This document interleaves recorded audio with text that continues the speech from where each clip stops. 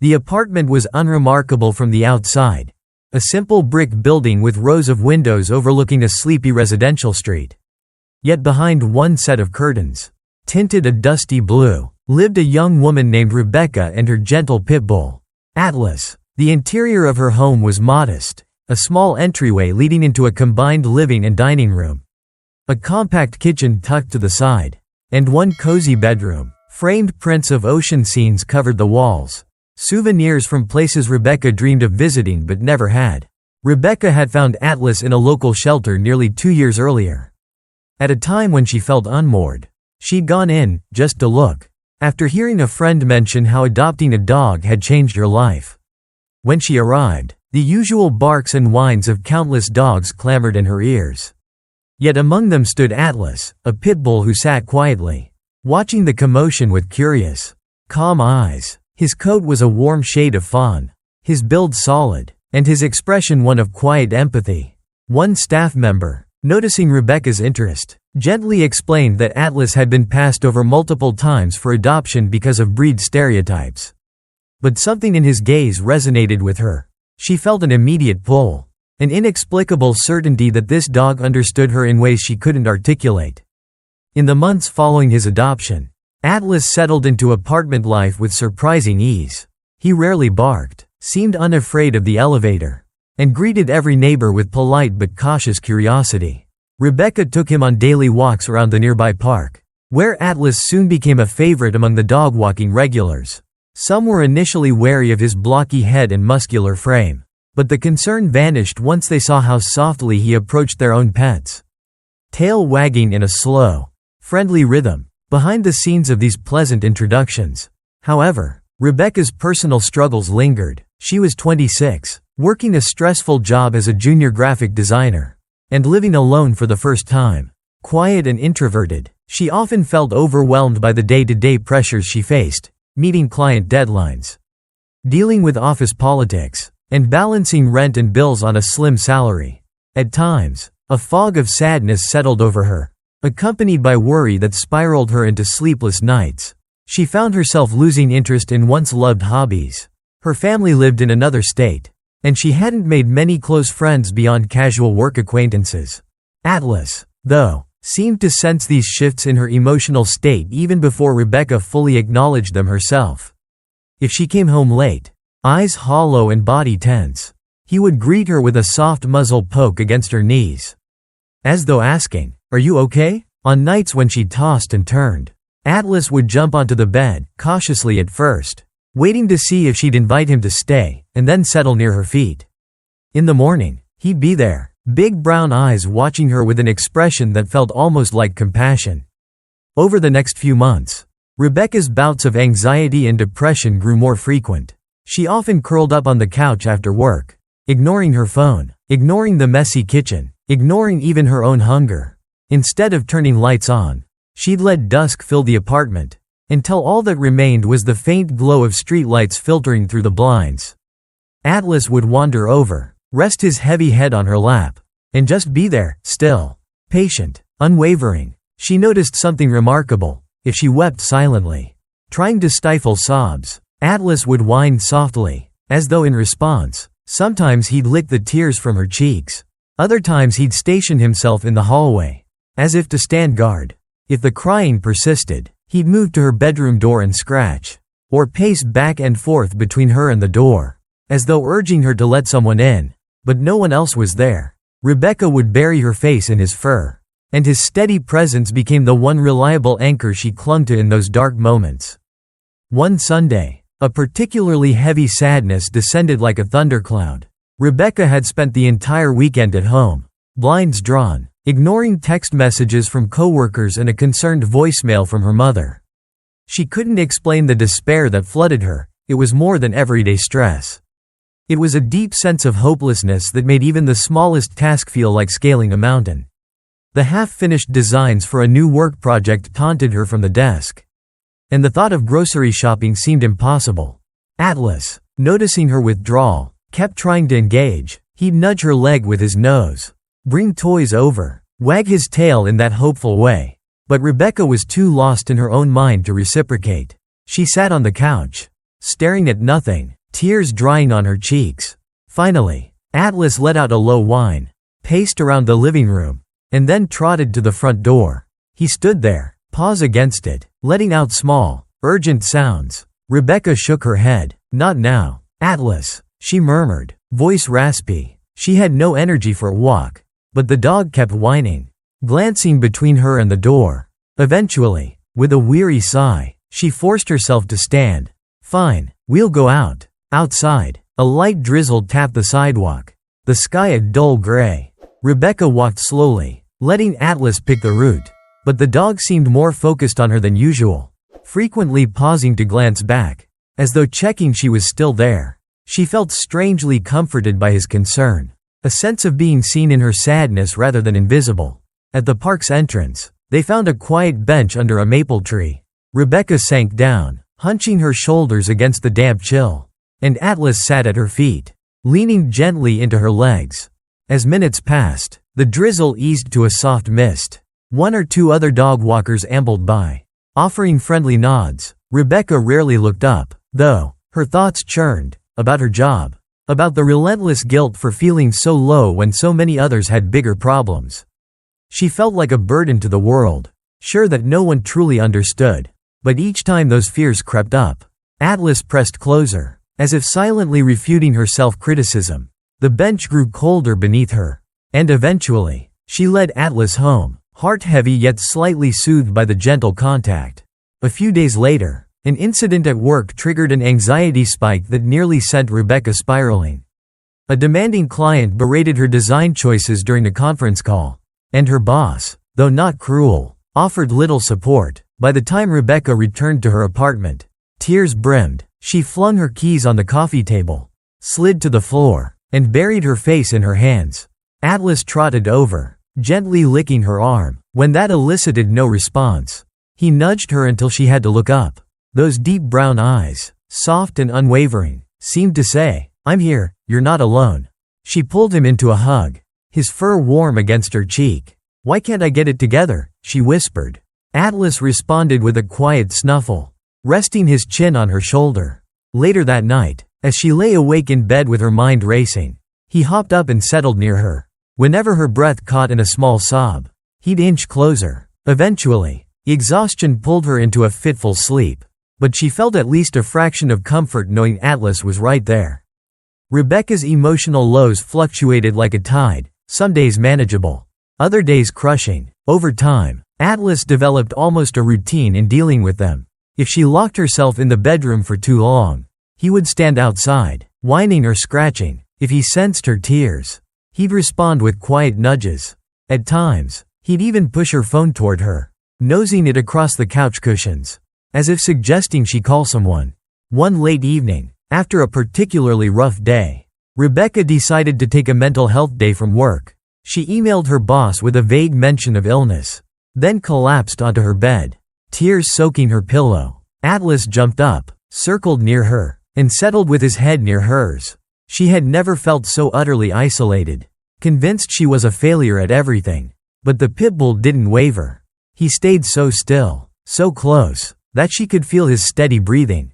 Each rise and fall of his ribs against her arm reminded her that life continued, that tomorrow would come. Eventually, a quiet knocking sounded at her door, soft at first, then more insistent. Startled, Rebecca realized it was nearly noon, and she hadn't even checked her phone. Atlas perked up, trotting to the door with cautious curiosity. Through the peephole, she saw a worried face, her friend and coworker, Dana, who must have come to check on her after receiving that vague sick day email. For a moment, Rebecca froze, embarrassed at the idea of Dana seeing her in this state, swollen eyes, unwashed hair, rumpled clothes. But Atlas, noticing her hesitation, let out a low whine and scratched the door as if to say, "Let her in." With a shaky breath, Rebecca opened the door a crack. Dana stepped inside gently, taking in the scene, the unkempt living room, the drawn blinds, Atlas's anxious expression. She looked at Rebecca with genuine concern. "I was worried," Dana said softly. "You haven't seemed like yourself lately." Rebecca felt tears gathering again, but Dana simply wrapped her in a supportive hug. Atlas watched, tail wagging in slow relief. Dana offered to fetch water. Maybe cook some simple lunch. Rebecca, feeling both mortified and grateful, nodded. Over the next hour, Dana quietly tidied the apartment, engaging in gentle conversation. She never pried too deeply, but her presence created space for Rebecca to confess she'd been struggling more than usual. At one point, Dana knelt to pet Atlas. "He seems so in tune with you," she mused aloud. "I've seen dogs sense emotions before, but this is next level." Rebecca sniffled, managing a small laugh. "He's incredible. I don't know what I'd do without him." She recounted stories of how Atlas persisted in comforting her whenever she broke down. Dana listened intently, occasionally scratching Atlas under the chin, as though thanking him for his devotion. When Dana finally left, she urged Rebecca to consider speaking with a counselor or at least calling a mental health hotline if things got too overwhelming. Rebecca nodded, promise unspoken. The door clicked shut, and once again, she and Atlas were alone. The Pitbull nuzzled her leg, and she ruffled his ears. "You practically forced me to let her in," she said softly. "Thank you." It dawned on her then that Atlas's behavior was more than mere affection. It was a deliberate response. As though he understood her mental state better than anyone else. Whether it was the way she slouched, her breathing patterns, or the silent tears she tried to hide, the dog picked up on each cue and responded. Rebecca began reading about therapy dogs and emotional support animals, drawn in by the stories of canines that provided lifelines for individuals with anxiety or depression. She found herself thinking, with a growing sense of awe, that Atlas was doing this for her naturally.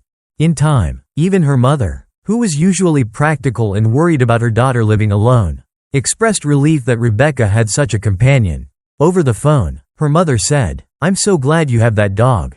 It sounds like he's taking care of you in ways we can't from afar." "I know," Rebecca replied, voice tight with the ache of distance. He's saved me so many times." She didn't elaborate, but she knew the reality. On her darkest nights, the warmth of Atlas pressed against her was the only thing that kept her from falling into a deeper void. At some point, Rebecca resolved to be more proactive about her mental health. She started browsing therapists in her area, stumbling over insurance complexities and scheduling difficulties. Yet, every time she felt overwhelmed by the process, Atlas would put a paw on her knee. As if grounding her, she managed to book an appointment, just one to start, with a counselor whose online bio mentioned experience with anxiety and depressive disorders. The night before that first therapy session, a wave of self-doubt rolled in. She sat in bed, chewing her lip, heart pounding at the thought of sharing her vulnerabilities with a stranger. Atlas hopped onto the mattress, pawing softly at her arm. "You think I'm doing the right thing?" she whispered, half laughing at how absurd it was to ask a dog for approval. Yet his steady gaze, unwavering as ever, seemed to hold quiet affirmation. She gave him a watery smile and settled under the blankets, letting his presence hush her fears long enough to fall asleep. Come morning, she dressed in a simple sweater and jeans, laden with nerves. Atlas seemed to sense her tension. As she gathered her keys and phone, he followed closely, eyes flicking between her and the door. She knelt, burying her face in his fur for a moment, inhaling the comforting scent of dog shampoo and the faint musk of warmth. "I'll be back soon," she promised. "Wish me luck." The therapist's office was a short bus ride away, a modest suite in a small medical building. Rebecca walked in, hands trembling, uncertain of what to expect. The soft-spoken counselor introduced himself as Dr. Lewis, and gently guided her into a room with 2 plush chairs. The space was decorated with abstract art and a tabletop fountain offering soothing white noise. She felt her pulse hammering in her throat. But the initial questions were straightforward: her background, her current emotional challenges. Gradually, as Dr. Lewis asked about her support system, she found herself describing Atlas. "That's wonderful," Dr. Lewis said, smiling. "Many people find immense comfort in their pets. Dogs can be especially attuned to human emotions." Rebecca nodded, tears pricking at her eyes. He's more than just a pet. He's like my lifeline sometimes. I swear he knows when I'm about to spiral. He'll whine at the door or push me to connect with a friend." "Dogs are quite perceptive," the therapist agreed, "and it sounds like you found a companion who's helping bridge the gap between isolation and reaching out. That's significant." The session concluded on a gentle note. with Dr. Lewis advising her to continue leaning on Atlas's support while also exploring deeper therapeutic strategies. Possibly medication if needed. Rebecca left feeling both drained and oddly buoyant, as though she'd taken a first step up from the pit she'd been stuck in. When she returned home, Atlas greeted her with an excited tail thump, muzzle pressed into her palm. "Hey, buddy," she murmured, ruffling his ears. It actually felt good to talk. She glanced around the apartment, realizing that for once, the shadows felt less stifling. She let herself imagine a future in which therapy and Atlas's steady presence might guide her toward real healing. In the following weeks, she attended therapy sessions more regularly. Some days were harder than others. There were times she emerged in tears, feeling raw from digging into painful memories or confronting her anxieties. But each time, returning to Atlas's unconditional acceptance made it more bearable. She'd sink onto the couch, and he'd hop up next to her, calmly resting a paw on her thigh. Sometimes that simple touch was enough to remind her that she wasn't facing her battles alone. Word of Atlas's special sensitivity spread in small circles. Dana, the coworker who had stopped by that day, confided in others at the office about how remarkable the dog was. A few colleagues approached Rebecca discreetly, either to offer support or to express curiosity about how they might help a friend or relative with similar struggles. Rebecca felt shy about the attention, but she admitted it was comforting that Atlas's role was acknowledged. Once, her boss even commented, "If you ever need a day to reset, and it's possible to bring Atlas in, just let me know." Though workplace policies were tricky, the mere offer felt like a breath of fresh air. One breezy afternoon, Dana convinced Rebecca to take Atlas along on a short hike at a local nature reserve. She hesitated, but with Dana's gentle encouragement, they all piled into her car and drove 20 minutes out of the city to a trail flanked by tall pines and a winding creek. Fresh air filled Rebecca's lungs in a way that felt restorative. Atlas trotted ahead, sniffing every tree trunk, tail a confident flag of enthusiasm. Occasionally, he glanced back at the two women, as if ensuring they were keeping pace. The trail wound upwards, leading to a small overlook. The climb was mild, and though Rebecca's heart pounded with exertion, she found solace in the rhythmic crunch of leaves underfoot and the quiet companionship of Dana and Atlas. At the top, they paused, surveying the rolling hills dotted with autumn colors. Dana snapped a picture of the view, turning the camera to capture a moment of Rebecca standing with Atlas, both gazing at the horizon. The photo later became a cherished keepsake. Rebecca recognized a subtle hint of peace in her own expression, something she hadn't seen in a long time. But as often happens with mental health, progress wasn't linear. There were setbacks. Days when Rebecca canceled therapy appointments because she couldn't bear to face the outside world. Nights of insomnia that left her feeling numb in the mornings. Yet in each regression, Atlas stood by her, unshaken. If she curled up in bed for too long, he'd bring toys or gently tug at her blankets until she emerged. If her tears seemed unstoppable, he'd lie down so that she could stroke his fur until her sobs subsided. On one particularly rough evening, she found herself pacing the apartment, mind racing with negative thoughts about her self-worth, convinced she was failing in life. Atlas, tuned to her agitation, followed her from room to room. Finally, he plunked himself directly in her path and refused to move. She almost tripped over him, startling out of her spiral. "What are you doing, silly?" she asked, exasperated but also touched. He stared at her, unwavering, as though commanding her to pause.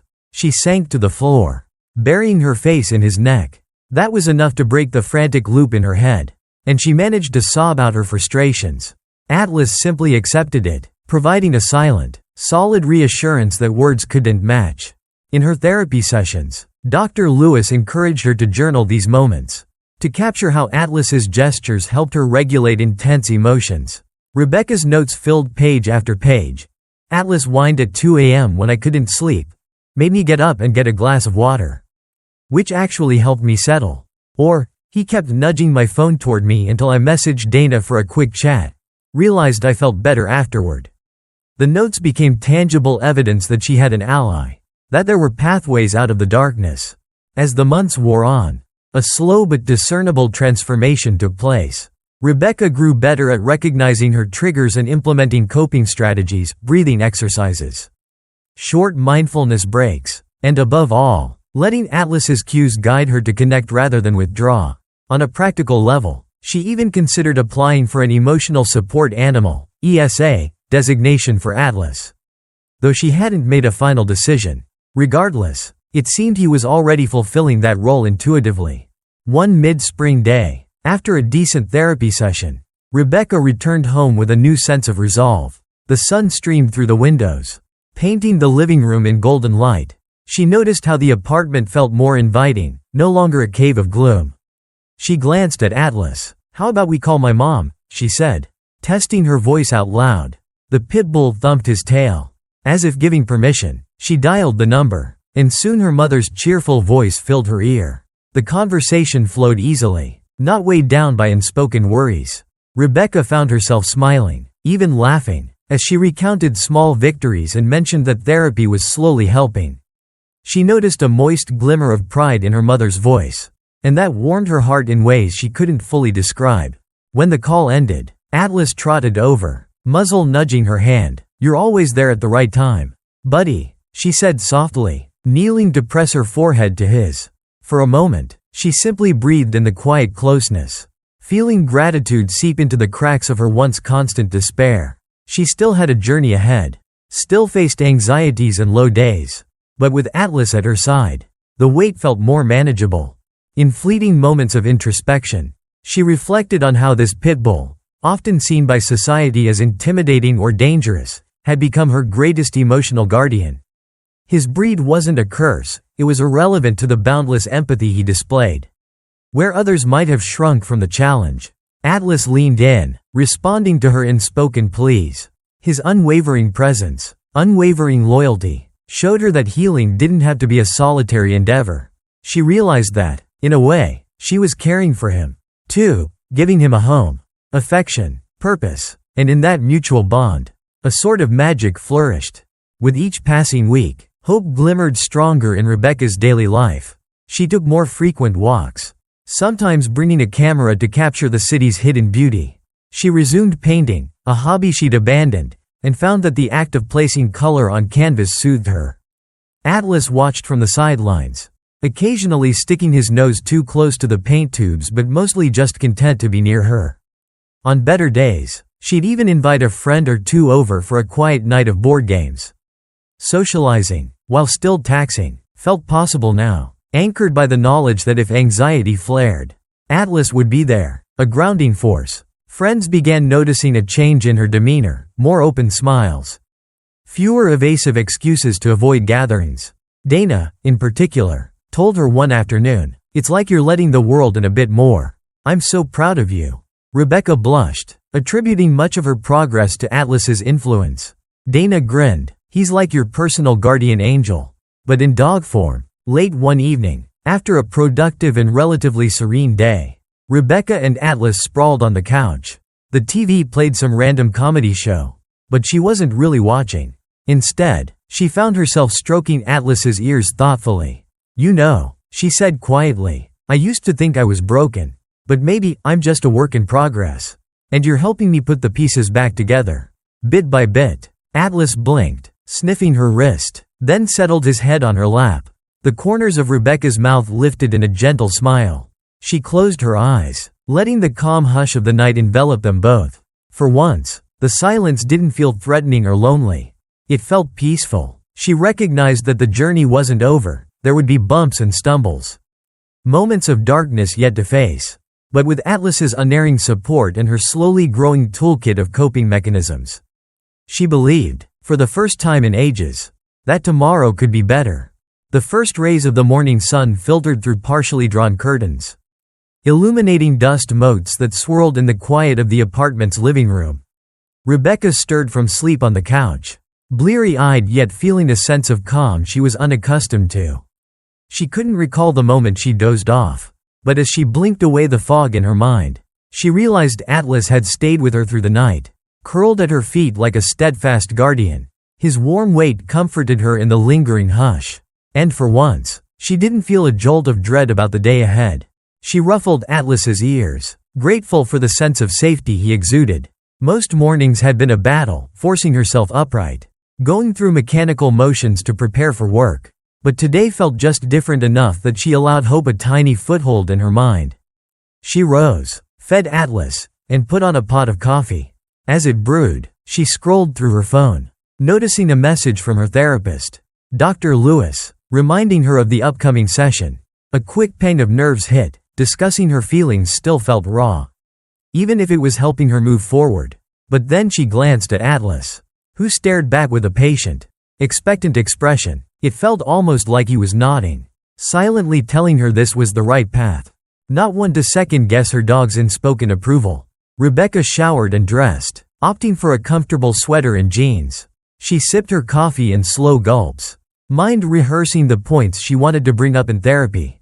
The past few weeks had been less tumultuous, fewer nights of uncontrollable crying. More evenings spent engaging in small tasks that gave her a sense of accomplishment. She still experienced stretches of numbness or negative self-talk, but Atlas's presence often broke through that fog. He'd poke her with his nose or usher her out of the apartment for a breath of fresh air. She wanted to share those improvements with Dr. Lewis. Work was manageable that day, with tasks she could handle without spiraling. Her coworkers seemed supportive, albeit busy in their own spheres. Even her boss, typically distant, offered a faint smile and asked how she was holding up. She replied with a careful, "I'm doing okay," which was more honest than her old reflex of, "I'm fine." Throughout it all, a quiet reassurance lingered. In a few hours, she'd see Dr. Lewis, and that felt like a necessary checkpoint for her mental health, one she had started to value instead of dread. By late afternoon, she left the office and made her way to the therapist's building. The waiting area felt familiar now, soft lighting, mellow green walls, and a row of well-worn chairs. She exchanged a polite nod with the receptionist, then settled into wait. Her thoughts drifted, thinking about small victories, like how she'd managed an anxiety surge the other day by breathing exercises and leaning on Atlas. She also wanted to discuss a few lingering fears about her future. Was she stuck in her current job forever? Could she handle a move to a different city, closer to her family? The uncertainty pressed in, but she reminded herself she wouldn't face these questions alone. Dr. Lewis emerged, wearing a kind smile, and beckoned Rebecca into the office. The two chairs, the softly gurgling water fountain, every detail seemed intentionally soothing. After a few pleasantries, the therapist asked, "How have you been since our last session?" Rebecca inhaled, hands twisting in her lap. "Surprisingly, not bad," she admitted. She went on to describe a recent Saturday morning when she woke up feeling that heavy sadness. But Atlas had insisted on a walk that actually left her energized. "It's not that my depression vanished," she clarified. "I just felt more capable of managing it." Dr. Lewis nodded. "That's a significant step. You're recognizing the episodes without letting them consume you entirely. And you credit Atlas with helping you recenter?" She let out a soft laugh. "I do. Sometimes I think he's more attuned to my moods than I am. If I'm heading toward a downward spiral, he'll whine or paw at me until I break out of it, like a living reminder that there's a way out." They delved deeper, discussing how Rebecca could integrate Atlas's cues into her self-care. Dr. Lewis suggested small goals, journaling daily emotional snapshots, reaching out to a friend at least once a week, and practicing grounding exercises. Together, they identified potential triggers in her job routine and personal life, strategizing ways to cope. Rebecca left the session feeling lighter. That alone was progress. Therapy didn't always yield immediate relief, but it shaped her perspective, coaxing her into believing that improvement wasn't just a fantasy. As she headed home, she imagined Atlas waiting at the door, tail wagging, unwavering in his silent support. The mere thought steadied her heartbeat. When she did arrive, the reality mirrored her imagination. The instant she unlocked the door, Atlas was there, snout pressed eagerly to her leg. She set her bag down and knelt, letting him lick her cheek. "You're better than any greeting committee," she murmured. He responded with a gentle paw against her arm, a gesture she'd come to interpret as his version of a hug. That evening, after she changed into comfortable clothes, she decided to write a bit in her journal about how therapy went. Atlas sprawled beside her on the floor, occasionally yawning, each time her mind wandered into uneasy territory. She found solace in the dog's calm breathing. Days flowed on, turning into a new normal where Rebecca balanced work, therapy, And small ventures out of her comfort zone, like meeting Dana for coffee or trying a beginner's yoga class. She wasn't fearless, nor was she magically cured of her anxiety or depression, but each challenge felt slightly less insurmountable with Atlas at her side. He'd nudge her awake if her alarm rang too many times, or he'd press his chin on her knee if she drifted into brooding thoughts. More and more, she realized how his presence acted as an emotional anchor. She whispered thanks to him constantly, half hoping he grasped her gratitude. One notable Friday evening, a new scenario unfolded that tested Atlas's protectiveness in a different way. Rebecca had invited Dana and another coworker, Justine, over for a movie night, a baby step toward the social life she'd long neglected. They arrived with popcorn and soda, chattering about random office gossip. Atlas greeted them with the characteristic Pitbull wiggle, tail wagging so hard that his hindquarters swayed. The women giggled, patting his head. Even Justine, who admitted she'd once been scared of pitbulls, seemed charmed by his earnest friendliness. They settled on the couch, sorting through streaming options. Midway through a light-hearted comedy, Dana noticed Rebecca had gone unusually quiet. She paused the film, leaning in to ask, "Hey, you okay? You look kinda distant." Rebecca opened her mouth to deny it, then felt Atlas's muzzle on her elbow. Her mind spun with a sudden wave of insecurity, fear that she was boring her friends, guilt that she might be overshadowing the evening with her mood. It took effort, but she breathed slowly, letting Atlas's warmth ground her. "I'm anxious. It just hit me," she admitted. "I guess I'm still not used to having people over. I feel weirdly responsible for everyone's good time." Dana placed a comforting hand on her shoulder. "We're here because we want to be, not because we expect some grand entertainment." Justine nodded. "Seriously, it's been fun just hanging out. No pressure." Rebecca exhaled, shoulders loosening. "Thanks. I appreciate it. Sorry if I ruined the vibe." Atlas, as though seconding their assurances, nudged her arm again and let out a gentle huff. The two friends laughed, and Rebecca smiled sheepishly. They resumed the movie, tension easing. Later, as they stood by the door to leave, Dana gave Atlas a rub behind the ears. "You're quite the emotional support dog, aren't you?" she said in a sing-song voice. Rebecca felt a surge of pride at how well he handled unexpected social situations, never once appearing unsettled. Over time, the positive influence of these small social gatherings, combined with therapy and Atlas's companionship, seemed to lift the weight from Rebecca's shoulders in incremental doses. She recognized that mental health ebbs and flows, but she found new stability in routines that included Atlas's presence, morning walks, midday check-ins, evening unwinding with him at her feet. The fact that he displayed unwavering empathy no matter her emotional state was a kind of unconditional acceptance she'd rarely experienced from humans. It was precisely this powerful bond that she wanted to explore more deeply. Encouraged by Dr. Lewis, she reached out to a local organization that offered emotional support dog certifications, simply to learn more about the formal process. She spoke with a representative who explained the difference between service dogs and emotional support animals, ESAs. Service dogs perform specific tasks for individuals with disabilities. The representative clarified, emotional support animals provide comfort by their very presence, helping alleviate symptoms of a mental or emotional disability. They don't have the same public access rights as service dogs, but they can be allowed in housing situations with no pets policies. For example, Rebecca listened intently, glancing down at Atlas, who lay near her feet, as though eavesdropping. "I'm not sure I need official certification, but he's definitely my emotional rock."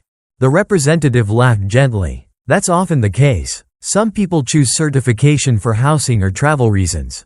Others just find it nice to have formal recognition that their pet is essential for their well-being." After the call ended, Rebecca mulled it over. Her current apartment allowed pets, so there was no urgent need for an ESA letter. But she liked the idea that the world would see Atlas for what he was, a lifeline. Not just a pet. She kept the idea in her back pocket, not rushing a decision. For now, continuing therapy and building stability felt like enough. A few weeks later, Dr. Lewis mentioned that a mental health awareness event was happening at a nearby community center, an informal gathering featuring local mental health professionals. A few group discussions, and some personal stories from individuals who'd navigated anxiety or depression. It might be helpful, Dr. Lewis suggested, to hear others' experiences, maybe even share a bit about your own journey. If you feel comfortable, nothing forced, of course. Rebecca's heart fluttered at the thought of opening up publicly. But the concept intrigued her. She'd started to grasp that hearing about others' battles often dispelled the isolating sense that she was the only one suffering. Maybe she could offer that comfort to someone else. In the same way, the event was on a Saturday afternoon, and while it was short notice, she decided to give it a try, if only to attend as a listener. That Saturday dawned bright and warm, a hint of summer in the breeze. The community center was unassuming, a squat brick building with a banner reading, Mental Health Awareness Day. A few tents were set up outside, offering brochures on local resources. Inside, a small stage faced rows of folding chairs, maybe 30 in total. Rebecca slipped into a seat near the back. Scanning the room, she noticed a range of attendees, younger and older adults. A few families, some who looked nervous, others open and curious. Representatives from counseling centers and hotlines manned tables with pamphlets. As the program began, a local psychologist welcomed everyone and explained the schedule. First, a short panel discussion about coping strategies, followed by an open mic segment where volunteers could share personal insights or questions. Rebecca felt her stomach knot when she heard open mic, but she reminded herself she could just observe. The panel discussion was straightforward, covering self-care basics like exercise, journaling, therapy, and community support. A phrase stuck with her: our emotional well-being thrives in connection. Whether that's with people, nature, or even animals that bring us comfort. That line resonated deeply. Atlas had been the defining connection in her life for the past year. She couldn't imagine how she might have weathered the darkness without him. Then the open mic portion started. A few individuals mustered courage to step up and share experiences. A college student who fought panic attacks. An older man who described losing his job and sinking into depression. A mother who recounted how postpartum anxiety caught her off guard. Their stories varied in detail but carried a common thread: they'd felt alone, out of control, until they found some form of support. People clapped gently after each speaker. A quiet show of solidarity. Rebecca felt her pulse quicken. She thought about standing up, about saying how a dog, her Pitbull, specifically, had become her unspoken therapist, how his empathy had pulled her back from despair time and time again. Her palms grew damp. Was she ready to say that out loud to strangers? As another speaker concluded, the event coordinator asked if anyone else would like to share. Rebecca hesitated, half rising from her chair, then sinking back. Don't overthink it, she told herself. This was a safe space, right? She forced herself upright, heart pounding, and made her way to the microphone. Murmured encouragement reached her ears. The coordinator smiled warmly. Hi, I'm Rebecca, she began, voice wavering. She swallowed. I have been dealing with depression and anxiety for a while. At some point, it got really bad. I isolated myself, avoided friends, even phone calls from family. But something, or I should say someone, kept me afloat, and that someone is my Pitbull, Atlas. She noticed a few eyebrows arch in curiosity.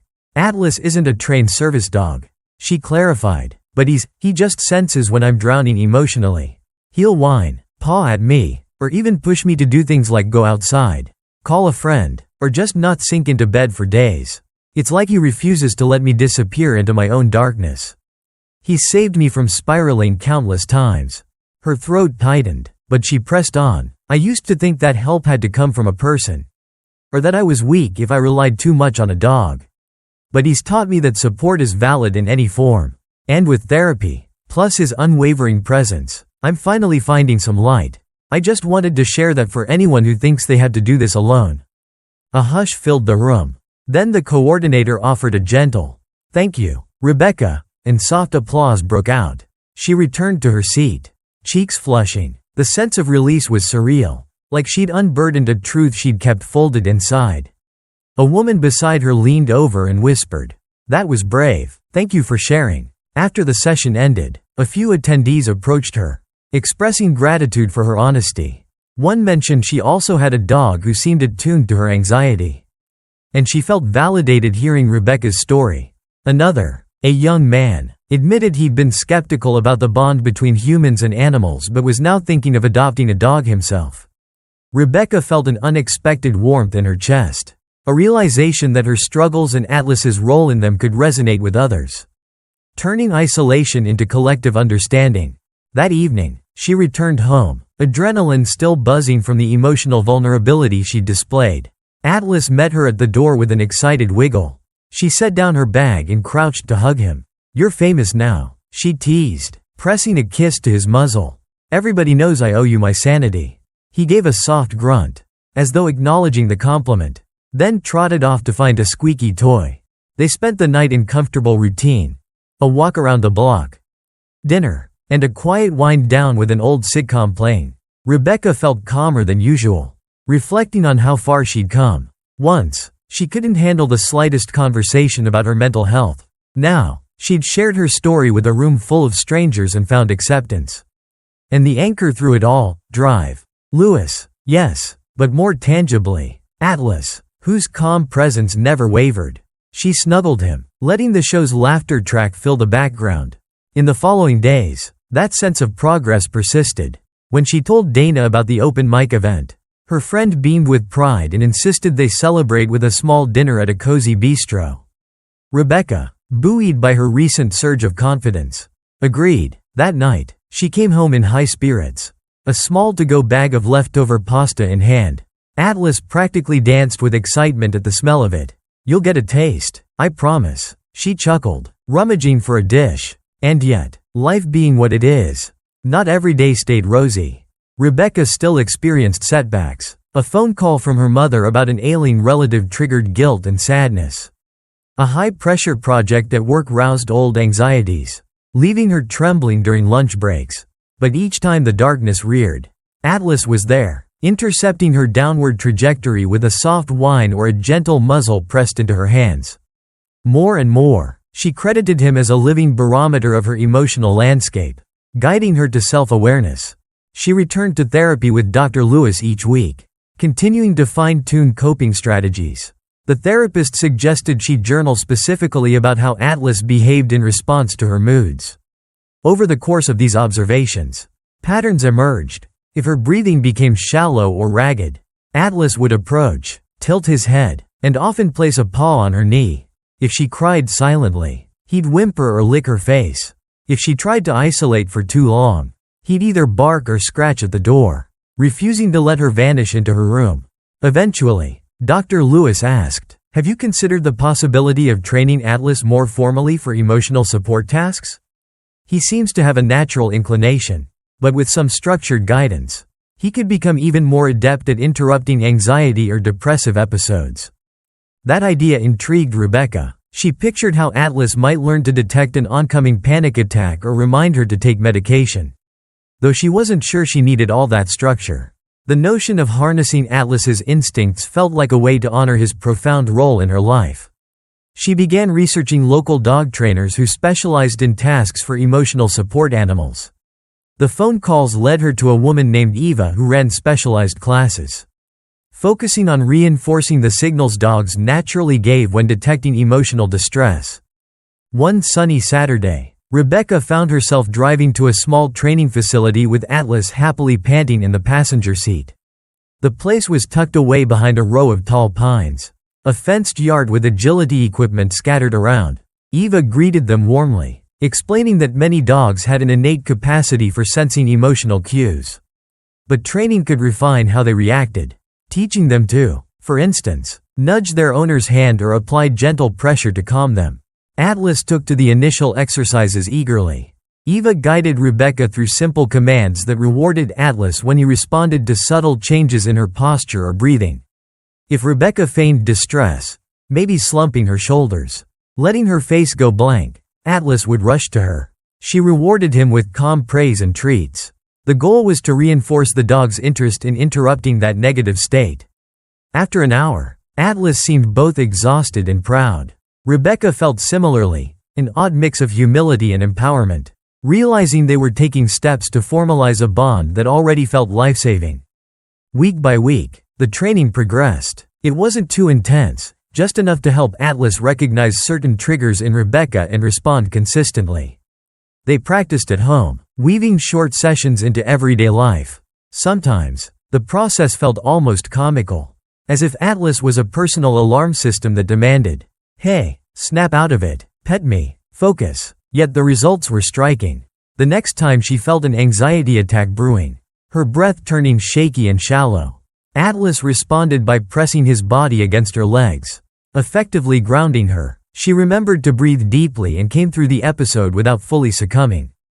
In therapy, she reported these breakthroughs, feeling her confidence bloom. Dr. Lewis encouraged her to reflect on how far she'd come from the days of isolation, emphasizing that the synergy between her self-awareness, therapy, and Atlas's loyalty was propelling her out of the darkest corners of her depression.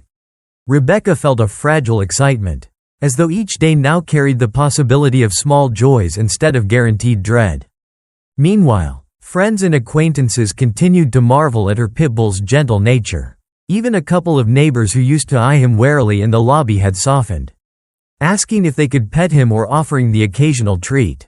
The stigma around Pitbulls, though still present in broader society, seemed to vanish whenever Atlas showcased his calm temperament. And if someone asked about him, Rebecca happily recounted how this so-called dangerous breed had likely saved her life in more ways than one. One late afternoon, a new coworker, Alan, stopped by her cubicle, eyeing a framed photo of Atlas with curiosity. "That your dog?" he asked politely. Rebecca brightened. "Yes, that's Atlas. He's a pit bull and an emotional support dog of sorts. I'm actually training him to help me manage anxiety. He's incredible." "Wow, I've heard pit bulls are super affectionate when raised well," he replied, sounding impressed. "Didn't realize they could be so sensitive to humans' feelings."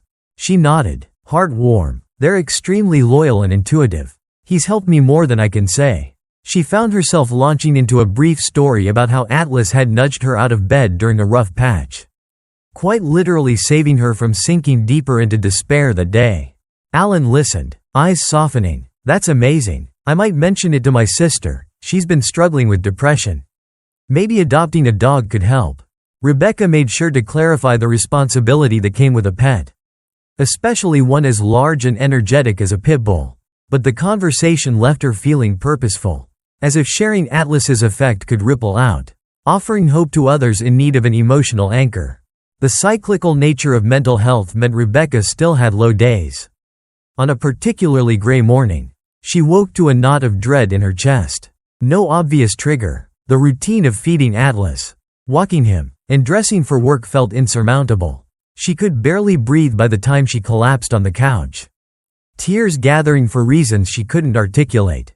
Atlas approached, whining softly, and used the learned behavior from training, pressing his side against her legs, anchoring her physically. She cried into his fur, feeling a mix of shame and relief. The meltdown passed more quickly than before, and she reminded herself this was temporary, not a regression to square one. Recovery wasn't linear, but each time, she felt better equipped to bounce back. Slowly, the months turned into nearly a year since Rebecca had first recognized how deeply she was struggling. Looking back, she saw how the darkest days had begun to lighten, replaced by a cautious optimism. Therapy remained a staple in her schedule. Atlas was now a well-practiced emotional support companion, and her circle of support, Dana, her mother, and a few new friends, provided a safety net she hadn't known she needed. She began to think about the future with less dread. Thoughts of moving closer to family no longer induced panic. The idea of eventually changing jobs, or even exploring freelance graphic design, sparked curiosity rather than despair. None of these ideas felt easy, but the possibility no longer seemed unreachable. As an experiment in personal growth, she decided to record a short video testimonial about her journey with Atlas, hoping it might help demystify both mental health struggles and pitbull stereotypes. She set up her phone in the living room, perched on a makeshift stand of books, and coaxed Atlas onto the couch beside her. Nervous energy buzzed in her veins, but she tried to channel it into authenticity. "Hi, I'm Rebecca," she said, eyes darting to the camera. "This is Atlas, my pit bull, and I just wanted to share how he's been pivotal in my battle with anxiety and depression." She paused, inhaling softly. I used to isolate myself a lot. I felt worthless, like I was a burden. But Atlas's intuition always cut through that feeling. He'd whine or nudge me until I paid attention to something other than my own negative thoughts. Sometimes, that was all it took to keep me from sinking deeper. She petted Atlas's head, voice growing steadier. We've been working with a trainer to hone his responses. And I've learned coping strategies in therapy. Together, they've given me back parts of my life I thought I'd lost. And yes, she added with a gentle laugh, he's a Pitbull, which some people find scary. But trust me, this boy is nothing but heart and empathy. She wrapped up, telling viewers they weren't alone, encouraging them to seek help wherever they could find it, professional or furry. Then she pressed stop, exhaling a shaky breath. Atlas gave a big yawn, as if bored by all the seriousness. She chuckled, hugging him. Yeah, you lived it, so it's old news to you. Huh? She debated whether to post the video publicly on social media, eventually deciding to share it with a small mental health support group online. The response was overwhelmingly positive. Comments from strangers thanking her for her openness, praising Atlas's sweet presence, some even admitting they felt inspired to adopt a rescue dog themselves. Encouraged, Rebecca told Dr. Lewis about the video, who congratulated her on finding a constructive way to process her experiences. Telling your story can be healing, he said, not just for others who might resonate with it, but for you, to affirm how far you've come. The next therapy session, they spoke about her future aspirations, her plan to keep building resilience, and possibly to volunteer at a local shelter that rehabilitated pit bulls. Rebecca's face lit up at the idea. If I can help even one person realize these dogs can be gentle, empathetic creatures, that would be worth it, she said. Atlas had changed her life immeasurably. It only made sense to pay that forward. A few days later, she tentatively reached out to that shelter. The manager, an upbeat woman named Carmen, invited her over to see what volunteering entailed: cleaning kennels, socializing dogs, assisting with adoption events. Rebecca felt a flutter of excitement. It was time she tried something new. She explained her own story with Atlas, and Carmen's eyes gleamed with empathy. We can definitely use that perspective, she said. A lot of these dogs come from tough backgrounds. People judge them before they even have a chance. Having someone like you, who's experienced how loving a pit bull can be, is priceless. And so, on a crisp Saturday morning, Rebecca donned comfortable clothes and headed to the shelter. Atlas in tow, Carmen met them at the entrance, guiding them through rows of kennels filled with a variety of barking, wagging canines. Several were pit bull mixes, some bearing scars, others trembling with uncertainty. Rebecca felt a pang in her chest, remembering Atlas's early days at the shelter. He must have been just as confused, longing for someone to see his worth.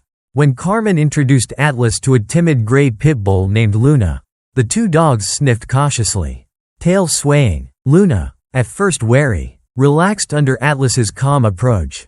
She inched closer, letting him nudge her shoulder.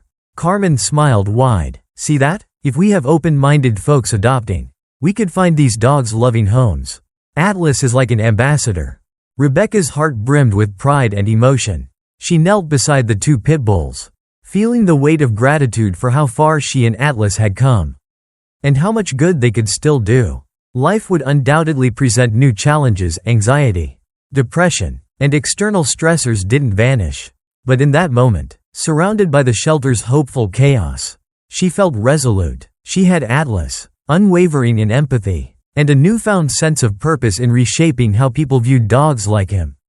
In turn, maybe she could keep shaping her own future with the kind of hope she once believed was lost forever.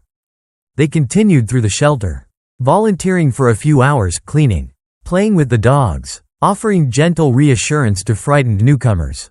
Atlas was a natural, greeting each dog in a measured, friendly manner. Carmen marveled at how quickly he put them at ease. He's practically a therapist for these pups, she joked. Rebecca's chest tightened with affection for her loyal companion. He'd been that therapist for her, too, in ways no human ever managed. Leaning down to stroke his broad head, she whispered, "Thank you, buddy." His soft eyes held hers, offering that unspoken acceptance that had become her pillar of strength. She swallowed a lump in her throat. Let's keep helping each other, and maybe help others along the way. In the bright glow of the midday sun, filtering through chain-link enclosures and warming the concrete floors. The future felt vast and open, frightening. Yes, but also alive with possibility. Rebecca and Atlas shared a bond forged in darkness and carried forward in hope. A testament to how a single dog's unshakable empathy could not only rescue a person from despair but also light a path for countless others searching for a lifeline.